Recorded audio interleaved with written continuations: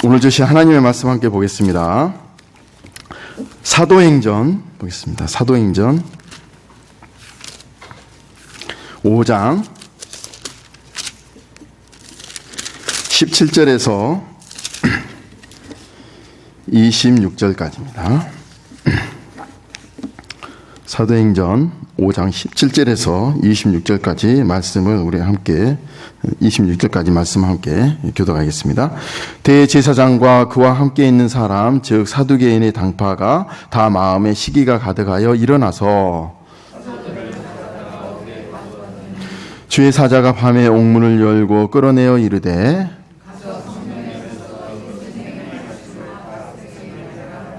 그들이 듣고 새벽에 성전에 들어가서 가르치더니 대제사장과 그와 함께 있는 사람들이 와서 공회와 이스라엘 족속의 원로들을 다 모으고 사람을 오게 보내어 사도들을 잡아오라 하니 이르되 우리가 보니 옥은 든든하게 잠기고 지키는 사람들이 문에 서 있되 문을 열고 본즉 그 안에는 한 사람도 없더이다 하니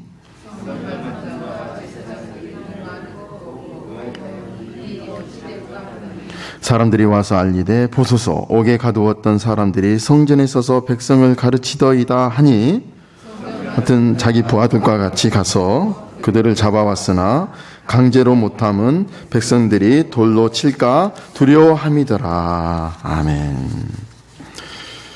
우리가 신앙생활 하면서요 항상 의심이 되는 또 질문이 있는 게 있습니다. 하나님을 잘 믿고 또 이렇게 교회도 잘 섬기고 하는데 왜 우리는 이렇게 고난을 겪어야 할까요? 왜 이런 어려움을 겪어야 할까요? 하는 그런 의심과 또 이렇게 질문이 있지 않습니까? 거기에 대해서 오늘 이 본문이 해답을 주는 것 같습니다. 그래서 오늘 이 본문의 말씀을 우리가 잘 이렇게 보면서 여러분들이 신앙생활하고 또 이 크리스천으로서 이 인생을 살아갈 때 우리는 고난에 대해서 어떻게 대처해야 할까, 어떤 마음을 가져야 될까, 거기에 대한 답을 오늘 찾으면 이게 좋겠습니다. 안진뱅이가 일어나고요. 그래서 사람들이 그 기적을 통해서 예수님을 이제 바라보기 시작하고, 그래서 사람들이 이제 많이 모이는 그 순간에 어떠한 사건이 발생했냐면, 사람들이 그 재산을 팔아다가 자기 전 재산을 팔아다가 이제 가난한 사람들을 나눠주는 그런 사건들이 계속 발생하는 중에 한 부부가 하나님을 속이는 사건이 이렇게 발생하게 됩니다.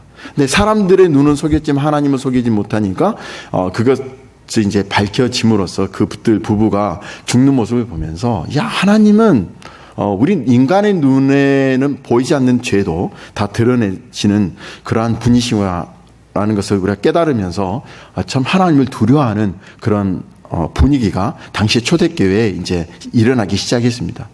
그러니까 사람들이 변하기 시작하고 또 거기에 하나님의 놀라우신 그러한 이 돌보심과 또 징계하심도 있는 모습을 보면서 사람들이 이 예수를 믿는 사람들과 함께하는 것을 두려워하고 그러면서도 예수를 믿는 사람들을 칭송한 그런 일들이 지금 이제 벌어지고 있어요.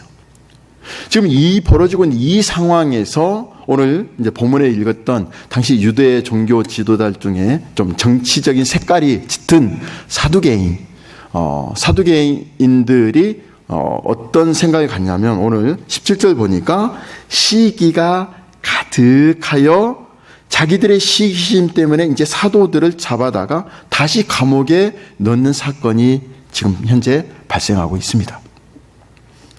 여기서 그 시기심을 한번 살펴보면 좋겠는데요. 여러분, 주로 어떤 사람이 또 어느 때 이런 시기심이 생깁니까? 제가 지난번에 우리 수요 성경대학에서도 제가 말씀드린 적이 있는데 시기심은요, 자기와 비슷한 관심을 갖고 있는 사람끼리 시기심이 일어난다는 겁니다. 예를 들면, 제가 예전에 이 공부하고 또 학문을 연구할 때 학문을 연구하는 사람들이 비즈니스 하는 사람들 잘 되는 거 그걸 시기할 수 있을까요? 거의 시기하는 게 없습니다. 그러면 학문하는 사람은 어떤 사람을 시기할까요? 자기와 비슷한 연구를 하는데 더 연구를 업적을 많이 낸 사람을 시기해요. 반면에 비즈니스 잘 하시는 분이 학문을 열심히 해서 막 학회 발표도 하고 논문도 발표하는 사람 보고 시기심이 있을까요? 없습니다. 그러니까 이 시기심은 항상 비슷한 관점, 또 비슷한 것을 관심 있는 갖고 있는 사람끼리만 시기심이 있다는 거예요. 그러면 사두개인들이 제자들을 시기했다. 이것은 비슷한 관점이 있었겠죠. 어떠한 관점입니까? 하나의 종교입니다. 그러니까 유대 종교를 믿는 사두개인, 그리고 예수 그리스도를 믿는 우리 기독교인, 그 가운데 사람들이 지금 왔다 갔다 하는 거예요. 지금까지 자기들은 정치적인 영향력을 이렇게 발휘해서 로마에 이렇게 딱 뒤에 그 힘을 얻고 사실 이 유대인들을 거의 지배해 왔습니다. 그래서 영향력이 있었어요. 그리고 사람들 사이에 저 사두개인이 되면 이제 모든 부와 그런 권력을 질 수 있는, 당시에는 아주 요즘 말로 하면 황금수저를 갖는 그런 계급이었습니다. 그러니까 사람들이 어떻게 보면 존경도 하기도 하고 부러워할 만한 그런 직책에 있었던 거죠. 그런데요, 지금 예수를 따르는 제자들이 어느 날 갑자기 안진뱅이를 일으키고 사람들이 막 재산을 팔고 사람들이 하루에도 5,000명이 예수를 따르는 사람들이 생기고, 그리고 예수를 믿는 사람들을 칭송하기 시작하니까 이제 이 사람들이 위기감을 느낀 겁니다. 그래서 그 제자들을 시기한 거죠. 저 사람들이 우리 유대인들을 현혹해서 다 뺏어간다. 이제는 더 이상 내가 우리 사두개인들이 그들에게 영적인 영향을 줄 수 없겠구나. 이제는 저 사람들이 우리의 영향권에 있지 않겠구나 하는 위기감이 드니까 시기감이 이렇게 들게 된 거죠. 그래서 그들을 사도들을 감옥에 지금 다시 집어넣는 그런 상황이 발생하게 된다는 것이죠. 그러면 우리가 여기서 볼 때요, 우리는 무엇을 생각해야 되냐면 사도들은 아무 잘못이 없어요. 단지 예수님이 주신 그 성령의 능력으로 안진뱅이를 일으킨 죄밖에 없습니다. 그런데 사람들이 그것을 믿고 예수를 따르기 시작하고 또 예수님께서 전하라는 그 복음만 전했는데 지금 한두 번도 아닌 지금 두 번째 감옥에 가게 되는 거예요. 이걸 볼 때 아니 어떻게 복음을 전했는데 이런 어려움을 당할까? 왜 복음을 전하는데 이런 고난을 당할 수 있습니까? 라는 생각을 할 때 우리 성경은 분명히 이야기합니다. 복음을 전하는 자마다 고난을 당하는 게 성경이 전하는 말씀이란 거죠. 우리 요한복음 15장 20절을 보면 우리 예수님이 이렇게 말씀하셨습니다. 내가 너희에게 종이 주인보다 더 크지 못하다 한 말을 기억하라. 사람들이 나를 박해하였은 즉 너희도 박해할 것이요. 이렇게 되어 있어요. 내가 너희에게 사람들이 나를 박해하였은 즉 너희도 박해할 것이요. 예수님 분명히 이렇게 말씀을 하셨습니다. 자, 이 말씀이 무슨 말이냐면 예수님께 속한 자는 세상이 이 예수님을 미워했던 것처럼 세상으로부터 미움을 받으며 살아갈 수밖에 없다는 겁니다. 이것이 우리에게는 참으로 어떻게 보면 어려운 문제가 아닐 수 없는데요. 우리 성도들이 대부분 이렇게 믿음에서 생각하는 게 뭐냐면 예수를 믿으면 기쁨이 넘치고 또 평안 가운데 살아갈 것이라고 생각한다는 겁니다. 그게 믿음이라는 겁니다. 그런데 우리 성도가 이 세상과의 관계에 대해서 대부분 생각하지 않고 오직 내가 받는 축복이 무엇인가만 생각하는 게 우리 성도들의 믿음의 그런 잘못된 그런 생각이 될 수 있다는 거죠. 그러니까 세상과의 이런 관계에서도 세상 속에서 복음을 전해야 된다는 것 정도로만 우리가 생각한 것이지, 오늘 방금 제가 말씀드린 요한복음 15장 20절 말씀처럼 세상으로부터 미움을 받아야 하는 관계에 있다는 것은 애써 잊으려고 하는 경향이 있다는 거예요. 그것 아니면 모르고 있다든가. 그렇기 때문에 세상으로부터 받는 핍박이 갑자기 임하면 이제 두려워지기 시작하고 실망되기 시작하고 낙담하고 때로는 당황도 된다는 것입니다. 나는 이렇게 정당한데 왜 이런 결과가 이렇게 내게 주어질까? 이런 혼란 가운데 빠질 수 있다는 겁니다. 그러나 우리 예수님을 보시면 그 해답이 나와요. 우리 예수님을 볼 때 예수님이 죄를 지으셨습니까? 예수님이 어떤 도덕적으로 죄를 지으셨나요?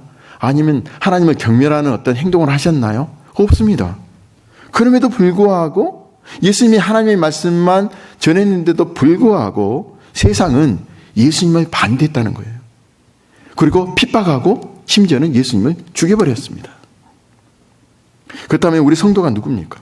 성도는 저는 예수님의 길을 가겠습니다. 예수님만 따르겠습니다. 라고 고백한 사람이 성도 아닙니까? 그렇지 않아요?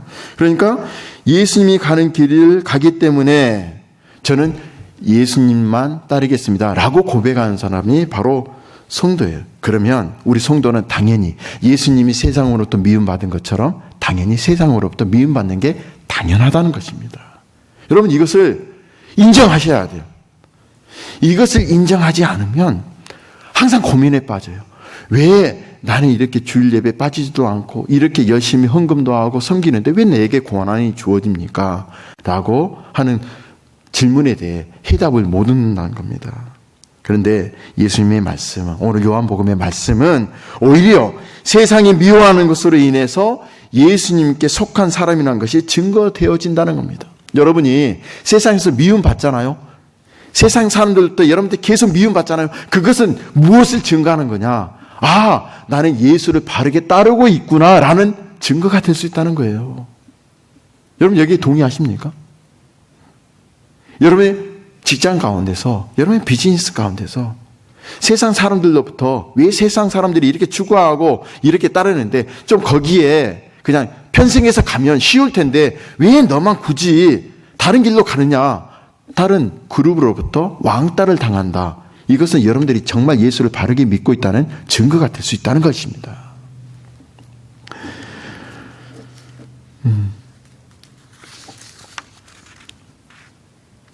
우리가 이렇게 살아갈 때 좌절할 때가 있어요. 그러면서 내가 굳이 이렇게 해야 될 이유가 있을까라고 생각할 때가 있는데 그럴 때마다 우리 예수님의 말씀을 생각하십시오. 세상도 나를 핍박했다. 그러니까 예수를 따르겠다고 작정한 사람들이 핍박받는 건 당연하다는 겁니다. 그래서 우리 기독교가요, 크게 잘못 생각하는 것 중에 하나가 뭐냐면 우리 성도가 바르게 살면 세상이 변한다 이런 생각을 갖는다는 겁니다. 근데 이건 착각이라는 거예요. 자, 왜 그럴까요? 우리 성도가 아무리 바르게 살아도 세상이 변합니까? 안 변합니까? 세상은 변하지 않습니다. 자, 변할 것을 기대하고 바르게 살려고 하는 것 자체가 사실 어떻게 보면 믿음이 없다는 거죠. 자, 우리 성도가 바르게 살아서 세상이 변할 수 있다면 예수님을 굳이 보낼 필요가 있을까요? 아닙니다. 그냥 우리 사람들 통해서 하나님이 우리 사람들 통해서 변화시키고 그래서 세상을 변화시키면 그런 복음이 전파될 겁니다. 그런데 우리는 우리의 삶이 변화돼서 복음이 전파되는 것, 세상이 변한다는 것, 이건 있을 수 없기 때문에 우리 하나님은 하나님 자신의 독생자 예수 그리스도를 이 땅에 보내셔서 우리를 구원하셨다는 것이죠. 그러니까 우리 성도가 신앙으로 살아야 할 이유는 누군가를 변화시키기 위한 것이 아니란 거죠. 이유는 바로 예수께 속한 자이기 때문에 우리는 믿음으로 신앙으로 살아야 한다는 것입니다. 그러니까 우리 세상에 속한 자가 세상의 방식과 가치관으로 살아가는 것처럼 우리 예수께 속한 자는 바로 예수님의 생각과 예수님의 뜻을 따라 살아감으로써 자신이 누구에게 속했는가를 분명히 해야 된다는 것이죠.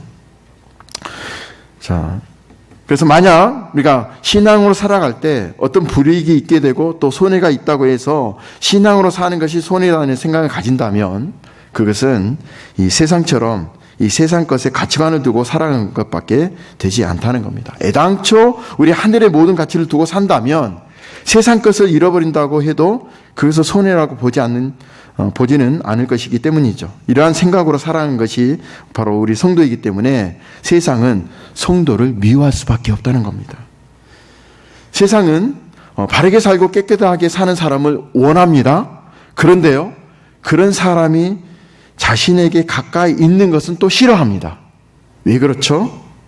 자신에 가까이 있을 때 자기의 더러움이, 자기의 악함이 드러나기 때문에 그렇다는 겁니다.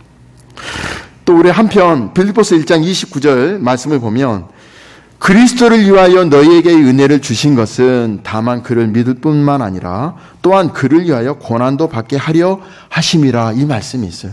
우리가 흔히 생각할 때 우리에게 은혜를 주신 이유가 뭘까 할 때 예수 그리스도를 믿는 것으로 끝날 것 같아요. 아, 예수 그리스도를 믿기 위해서 우리에게 하나님이 은혜를 주셨구나라고 생각하는데, 그리고 그 은혜를 우리의 어떤 잘됨, 또 축복, 이것으로 연관시키는데 빌립보서 1장 29절 보면 예수를 위하여 고난도 받게 하기 위해서 은혜를 주셨다는 거예요. 그러니까 여러분, 하나님이 주신 은혜로 구원을 받으셨죠. 그 구원으로 인해서 여러분 살고 계시죠. 그런데 이 은혜를 무엇 때문에 주셨다고요? 바로 그리스도의 고난에 동참하는 데 사용하기 위해서 이 은혜를 주셨다. 예수님을 따라갈 때 받는 그 고난이 분명히 있을 텐데 그 고난도 함께 받게 하기 위해서 은혜를 주셨다는 거예요. 그래서 하나님의 그 은혜를 내가 구원받았다 이것으로 그냥 끝내버리지 마시고, 내가 이 구원받은 그 은혜 왜 하나님이 주셨을까? 예수를 믿기도 하지만 이제는 예수를 따라갈 때 예수님 때문에 받는 그 고난에 나도 동참하기 위해서 하나님이 은혜를 주셨다. 이것이 바로 성경에서 말하는 왜 예수를 믿는 사람은 고난에 빠질까라는 해답이 될 수 있다는 것입니다. 또 디모데후서 3장 12절을 보십시오. 3장 12절에 보시면 무릇 그리스도 예수 안에서 경건하게 살고자 하는 자는 핍박을 받으리라, 이 말을 합니다. 자, 우리가 이 말씀을 대할 때마다 참 이렇게 헷갈리는 게 있어요. 자, 아니 예수 그리스도 안에서 경건하게 샀는데 복을 받으면 받았지 왜 핍박을 받을까? 그러면 우리가 무엇을 잘못 생각하냐면 경건하게 사는 게 무엇인가, 이것이 바로 문제라는 거예요. 흔히 경건하게 사는 거, 이것은 어떤 윤리적인 측면에서, 인격적 측면에서 바르게 사는 거 이렇게 생각하는데요, 그게 아니에요. 자, 윤리적 사고에서 인격과 인품 그리고 도덕적인 선한 일을 의미하는 것이라면 핍박이 있을까요? 없을까요? 없습니다. 세상 사람들은 도덕적으로 사는 사람들에서 핍박이 없습니다. 그렇죠? 그런데 오히려 칭찬하겠죠. 그런데 예수 그리스도를 믿는 사람들이 경건한 생활을 하는 데 있어서 핍박을 받는다. 이것은 그러면 경건이 무엇인가? 이것은 바로 그리스도 안의 경건은 그리스도가 사셨던 길을 가는 거, 이게 바로 그리스도 안에서의 경건이란 겁니다. 그러니까 디모데후서의 말은 예수를 믿는 사람들은 어떤 사람이냐? 예수를 따른 사람들인데 예수님이 사셨던 길을 그대로 가셨던 거. 그러면 예수님이 사셨던 길이 무엇입니까? 예수님은 오직 하나님의 뜻에만 순종하는 삶을 살았습니다. 그러면 우리가 예수님을 닮고자 하고 예수님의 길을 가고자 하는 우리 그리스도인이라면 우리는 예수님이 하나님의 뜻에 순종했던 것처럼 바로 하나님의 뜻에 순종하는 삶, 그것이 바로 디모데후서에 말하는 그리스도 안에서의 경건이라는 것이고, 하나님의 뜻에 순종하는 삶을 살 때 세상을 핍박하게 되어 있다는 것입니다. 그럼 하나님의 뜻대로 사는 것은 무엇일까요? 그것은 바로 말씀대로 사는 것입니다. 성경에 있는 그대로 그 말씀대로 살고자 하면 세상은 반드시 핍박을 주게 되어 있다는 것이에요. 자, 빌립보서 1장 29절 아까 읽었던 그 말씀대로 그 은혜는 그리스도를 믿게 할 뿐만 아니라 그를 위해서 고난도 받게 한다고 했죠. 그러니까 자신을 위한 고난이 아니라 예수 그리스도를 위한 고난이라는 겁니다. 그 고난이란 예수 그리스도를 선택해야 하는 그 고난을 이야기하는 거죠. 어떤 경우에 있었는지 자신의 유익을 생각하지 않고 오직 예수만을 선택해야 한다는 것이 바로 세상을 살아가는 사람에게는 고난이 아닐 수가 없다는 것입니다. 그리스도의 고난이 무엇이었습니까? 단지 육체적인 고난이었습니까? 십자가에서 받는 고난이었습니까? 아니요. 그리스도의 고난은요, 예수 그리스도께서도 자기의 어떤 육신을 가지고 있었기 때문에 자기의 희망이 있었어요. 그러나 하나님, 제 원대로 마옵시고 아버지의 원대로 하옵소서. 즉 자신을 버리고 하나님의 뜻을 선택하는 것, 이것이 바로 그리스도의 고난이었다는 겁니다. 그러니까 그리스도가 받으신 그 고통을 우리도 똑같이 받아야 한다는 것이 바로 이러한 고난에 동참한다는 것이죠. 그래서 그리스도께서 세상에 사셨을 때 그 어떤 경우에도 자신의 유익을 위한 선택을 하지 않으시고 오직 하나님의 뜻을 세우기 위한 선택을 하셨던 것처럼 우리 성도 역시 자신의 유익이 아니라 예수 그리스도의 뜻을 세우기 위한 선택을 해야 한다는 것입니다. 하나님은 이런 고난을 위해서 우리에게 은혜를 주셨다는 겁니다. 이렇게 볼 때 이 은혜는 어떤 경우에도 우리로 하여금 그리스도를 선택할 수 있게 하는 힘이라고 말할 수가 있겠죠. 그리스도를 선택하는 것은 죽음도 막지를 못할 것입니다. 이것이 믿음의 능력이고 복음의 위대함이 될 수가 있겠죠. 오늘 저와 여러분이 이 능력과 이 위대함을 맛볼 수 있기를 바랍니다. 그럼으로써 고난도 우리 하나님이 주시는 선물임을 고백할 수 있기를 바랍니다. 그런데 이렇게 고난을 받는 중에도 우리 하나님은 하나님의 자녀들을 받는 그 고난을 그냥 두지 않고 기적을 베풀어 주시죠. 오늘 19절 보십시오. 옥에 갇혔습니다. 그런데 어떻게 합니까? 주의 사자가 밤에 옥문을 열고 끌어내어 이르되. 자, 우리가 생각해 볼 게 있어요. 오늘 이 본문처럼요, 이 사도들이 처한 난관에서 하나님이 역사하셔서 그 제자들을 구해내기도 하지만 과연 그 기적이 오늘날에도 계속 있는가? 사실 여러분 이런 경우를 보셨나요? 들어보셨나요? 거의 못 들어본 것 같아요. 하나님이 주의 사자를 보내서 옥에 갇힌 사도들을 지금은 구해내시죠. 그런데 사도행전 나중에 가보면 사도들이 감옥에서 그대로 순교를 당하기도 하고, 모든 사도들이 역사적으로 보면 다 순교를 당합니다. 근데 하나님은 이렇게 어려움 당할 때 어떤 때는 구원해 주시고 또 어떤 때는 그대로 놔두시고 할까? 여러분들 헷갈리지 않습니까? 오늘날 우리도 이렇게 고난을 당하는데 하나님께서 주의 사자를 보내셔서 우리 고난 가운데 우리를 구해 주시면 정말 하나님이 살아계시구나, 우리가 은혜 가운데 지내구나 이렇게 생각할 텐데 어떻게 보면 또 그렇지 않거든요. 그럼 우리는 이 본문을 통해서 우리가 무엇을 깨달아야 할 게 있다는 것이죠. 그게 바로 오늘 아까 읽었던 19절과 20절의 그 말씀, 주의 사자가 밤에 옥문을 열고 끌어내어 가로되 가서 성전에 서서 이 생명의 말씀을 다 백성에게 말하라. 사도들을 감옥에서 주의 사자를 보내서 이끌어낸 이유가 나오죠. 그것이 뭐죠? 사도들 개인을 위해서가 아니라 생명의 말씀을 위해서라는 것을 우리가 알 수가 있다는 겁니다. 즉 사도들이 감옥에 갇힌다면 그것은 어떤 사도들이 개인적인 어려움을 받고 곤란에 처하는 것이 아니라 생명의 말씀이 전파되는 일이 방해를 받기 때문에 하나님은 그 생명의 말씀이 전해지는 것이 멈추는 일이 없도록 하기 위해서 사도들을 주의 사자를 보내서 감옥에서 끌어내셨다는 것이죠. 그러니까 말씀을 전하시는 그 하나님의 일은 무엇이냐? 그 어떤 것으로도 방해할 수 없는, 그 막을 수 없는 것을 증거하기 위해서 이러한 기적을 베풀어 주셨다는 것입니다. 그래서 기적을 우리가 이렇게 이해를 해야 된다는 거예요. 왜 사도 시대에는 기적이 일어나고 지금 시대는 기적이 일어나지 않습니까? 라고 할 때 사실 그때 기적과 지금 일어나지 않는 기적은 항상 동일합니다. 왜 그럴까요? 초대교회 때 하나님이 사도들을 세우신 이유가 뭐죠? 그것은 바로 생명의 말씀을 전파하기 위해서 그렇게 세우셨습니다. 개인을 위해서 세운 게 아닙니다. 사도들이 안전병을 일으키고 병자를 고치는 그런 기적이 있게 하신 이유도 바로 그 기적을 통해서 하나님의 말씀을 증거하기 위한 것이었지, 그 기적을 통해서 사도들의 어떤 개인의 이름을 높이기 위한 것이 아니었다는 거죠. 자, 그렇다면 지금의 우리들에게 끊임없이 베풀어지고 있는 기적이 있을까요? 없을까요? 여러분 어떻게 생각하세요? 이 시점에서 있다는 것입니다.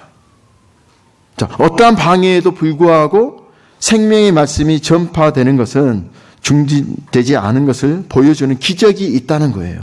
그게 뭐죠? 우리가 하나님의 백성으로 부름받은 저와 여러분들이 이 세상 속에서 예수 그리스도를 믿는 자로서 예수를 끊임없이 우리의 행함과 또 우리의 생활을 통해서 보여주는 그 삶 자체가 기적이라는 것입니다. 왜요? 여러분을 통해서 여전히 복음이 전파되고 있잖아요. 그래서 그것이 바로 기적이라는 거예요. 여러분, 우리는 하나님의 간섭 아래 있어요. 예수 그리스도를 십자가에 죽게 하시기까지 하면서도 여러분을 붙드시는 간섭으로 인해서 그리스도를 믿는 자로 살아가고 있다는 것입니다. 그리고 우리 하나님은 우리를 통해서 우리 생명의 말씀을 증거하기 위해서 우리 인생을 인도하고 계신다는 겁니다. 우리가 원하는 대로 인도하시는 것이 아니라 필요하다면 곤란에 처하기도 하고, 아까 고등부 말씀처럼 필요하다면 요셉을 감옥에 가기도 하고 13년 동안 감옥에 살기도 한다는 것입니다. 또 필요하다면 곤란에서 건지기도 하면서 우리의 인생이 오직 하나님의 말씀을 전하는 데 사용할 수 있도록 인도하신다는 거죠. 우리가 그러면 이러한 하나님의 말씀을 전하는 데 있어서 어떤 입장을 취해야 될까? 어떤 자세를 취해야 될까? 그게 20절에 나와 있는데요. 20절에 보시면 가서 성전에 서서 이 생명의 말씀을 다 백성에게 말하라. 자, 여기 헬라에 보면 좀 더 뜻이 강하게 나와 있어요. 자, 가서 이것은 즉시 가라는 겁니다. 머뭇거리지 말라는 거예요. 빨리 가라는 겁니다. 우리 하나님의 말씀을 전할 때는 이렇게 머뭇거릴 필요가 없어요. 빨리 가야 됩니다. 그리고 서서, 이 말은 아무 주저 없이 어떤 사람들이 너희를 막 조롱하고 한다 하더라도 너희는 담대하게 서서 말하라. 이것은 담대하게 말하는 겁니다. 이게 하나님의 말씀을 전하는 우리의 자세라는 거죠. 그래서 디모데후서 1장 8절을 보십시오. 디모데후서 1장 8절을 보면 그러므로 너는 내가 우리 주를 증언함과 같이 또는 주를 위하여 갇힌 자 된 나를 부끄러워하지 말고 오직 하나님의 능력을 따라 복음과 함께 고난을 받으라. 이 말씀을 하고 있다는 겁니다. 우리가 죄와 사망의 권세로부터 구원받은 이유가 바로 이 복음을 전하는 것입니다. 이 땅에서 잘 먹고 잘 사는 게 아니라는 겁니다. 이스라엘의 실패를 한번 보십시오. 이스라엘 백성들은 하나님이 자기들을 택하신 이유가 자기들을 잘 먹고 잘 살게 하기 위해서 택했다고 이렇게 생각했습니다. 그런데 하나님은 그를 택하신 이유가 그게 아니에요. 택하신 이유는 다른 이방 사람들에게 하나님의 백성은 이렇게 사는 것이다라는 것을 보여줌으로써 다른 이방 민족들도 하나님을 경외하고 하나님께 나오게 하는 게 목적이었습니다. 그러면 영적 이스라엘은 우리의 목적이 뭘까요? 우리가 우리의 삶을 통해서 하나님의 백성은 이렇게 산다는 것을 보여주는 게 하나님의 목적이라는 겁니다. 만일에 그렇게 산다면 그것이 바로 여러분 삶 가운데 기적적으로 지금 기적이 계속 일어나고 있다는 것과 똑같다는 겁니다. 여러분, 다른 데서 기적을 찾지 마십시오. 내가 예수 그리스도를 오늘 또 따르고 말씀대로 살고 순종하는 그 자체가 우리 하나님이 바라보고 계시는 기적적인 삶임을 믿으시기 바랍니다. 그렇게 믿고 살 때 우리 하나님께서 여러분을 통해서 역사하실 줄 믿습니다. 이 말씀을 통해서 오늘 다시 한번 힘을 얻기를 바랍니다. 오늘 마지막으로 여러분들이 전하시는 그 말씀이 어떠한 말씀인지 우리 히브리서 4장 12절 13절을 우리 함께 읽도록 하겠습니다. 자, 시작. 하나님의 말씀은 살았고 운동력이 있어 좌우의 날선 어떤 검보다도 예리하여 혼과 영과 및 관절과 골수를 찔러 쪼개기까지 하며 또 마음의 생각과 뜻을 감찰하나니 지으신 것이 하나라도 그 앞에 나타나지 않음이 없고 오직 만물이 우리를 상관하시는 자의 눈앞에 벌거벗은 것 같이 드러나느니라. 이것이 바로 말씀의 능력이란 겁니다. 우리의 생각과 뜻을 감찰하고 모든 허물과 부끄러움을 다 드러낸다는 거죠. 그리고 내가 곧 심판을 받아야 할 자임을 철저하게 알게 하신다는 겁니다. 왜냐하면 그래야 예수 그리스도의 그 십자가의 은혜가 어떠한 것인지를 알 수 있기 때문입니다. 그러므로 우리 하나님의 말씀은 우리를 경책하고 경계하며 부끄럽게 하죠. 그것이 내 안에 말씀이 살아있다는 증거입니다. 이 말씀을 전파하는 것이 우리의 직무라는 것이죠. 어떠한 고난에도 이런 말씀을 전하는데 우리가 사명을 갖고 정말 사명감을 갖고 잊지 않고 매진하시는 여러분들이 되시기를 주의 이름으로 축원드립니다. 기도하겠습니다. 하나님 아버지, 하나님을 믿는데 예수 그리스도를 따르는데 왜 고난이 닥치는지에 대해서 다시 한번 우리가 알게 하시니 감사합니다. 세상이 예수님을 미워했듯이 예수를 따르는 자는 당연히 핍박을 받고 고난을 받는 게 당연하다는 것을 우리가 다시 한번 깨달았사오니, 그럼에도 불구하고 우리에게 맡겨진 이 복음의 사명 전파를 위해서 끝까지 매진하는 우리들 되게 하여 주옵소서. 예수 그리스도의 이름으로 기도드립니다. 아멘.